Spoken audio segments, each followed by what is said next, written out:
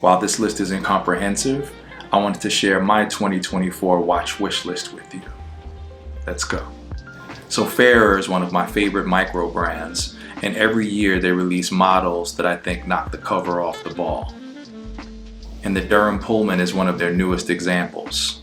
This piece comes in a polished steel case that's 38.5 millimeters in diameter, has a thickness of 10.5 millimeters, and 43.8 millimeters lug to lug. On the dial they use this beautiful emerald green with polished stainless steel hands that pop in a stainless steel small seconds at 6 o'clock. It's made with a Seiko movement and has approximately 45 hours of power reserve. This piece costs $995, and you also have the option to get it engraved when you place your order. The Christopher Ward C65 Dune Bronze. The past couple years, Christopher Ward has taken the world by storm with its awesome design and craftsmanship at competitive price points. I've been thinking about getting a bronze watch for a while, and I was pleasantly surprised to find that Christopher Ward had a new fully bronze model in its portfolio. There's a green and blue option, but I'm pretty partial to the green variation. It has circular indices with the exception of 3, 9, and 12, which are triangles, and it has a date window at the 6 o'clock marker. The C65 Dune Bronze is 38 millimeters in diameter, 11.9 millimeters thick, has a lug to lug of 43.6 millimeters, has a power reserve of 38 hours, and comes with 150 meters of water resistance. This piece costs $1,550 and also comes with an option to engrave upon ordering. The Omega Seamaster Diver 300M. Now I've had my eyes on this model for a long time. This is actually the first watch that I had my sights set on when I fell down the rabbit hole of horology. While its helium escape valve is the subject of many a debate amongst watch enthusiasts, I really love the uniqueness of the Seamaster 300's design.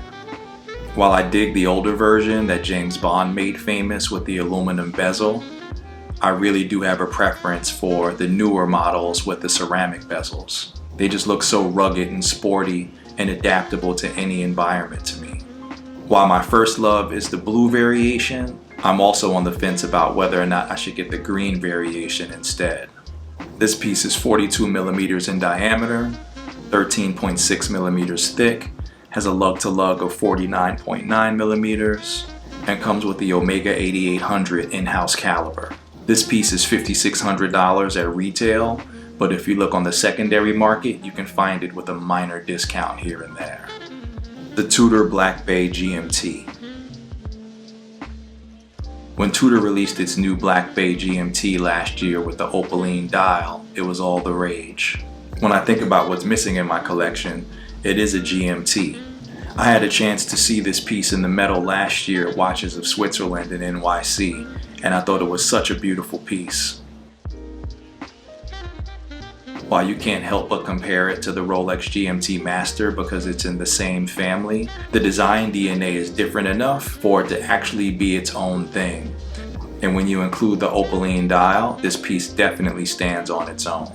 This piece is 41 millimeters, comes with the in-house caliber MT5652, has a power reserve of approximately 70 hours, and is waterproof for up to 200 meters. At retail, the Tudor Black Bay GMT costs $4,375, and I haven't seen any significant price breaks on the secondary market. The Bell & Ross BR03 Copper. Now this is a piece that I had the opportunity to try on in the metal a few months ago at a meetup hosted by Atlanta Watch Society. This is one of those pieces that you have to experience in the metal.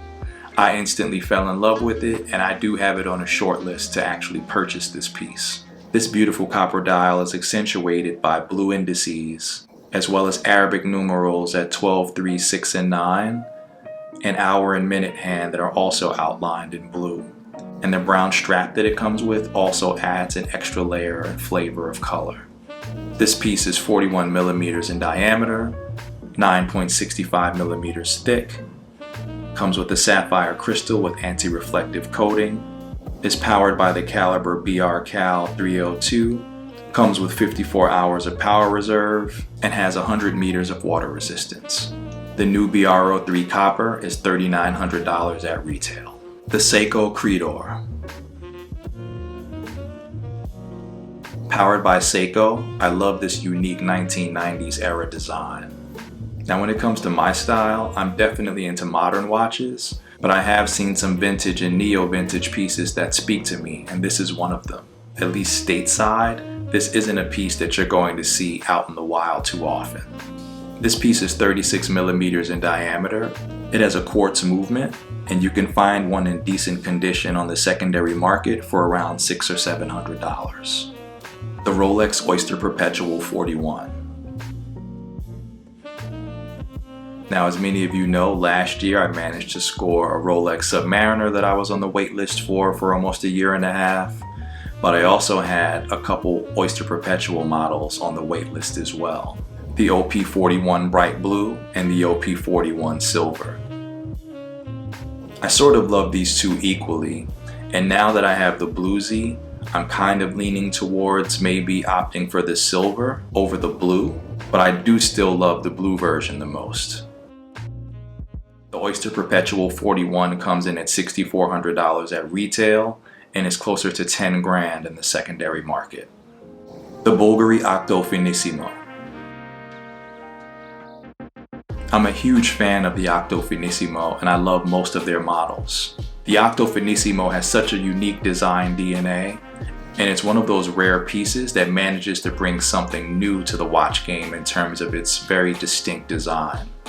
The model that I love the most comes in a satin polished stainless steel case, is 40 millimeters in diameter, has a small seconds function, 60 hours of power reserve, and has 100 meters of water resistance. The Octo Finissimo costs $13,300 at retail. What watches are on your wish list for 2024? Let me know in the comments. Till next time.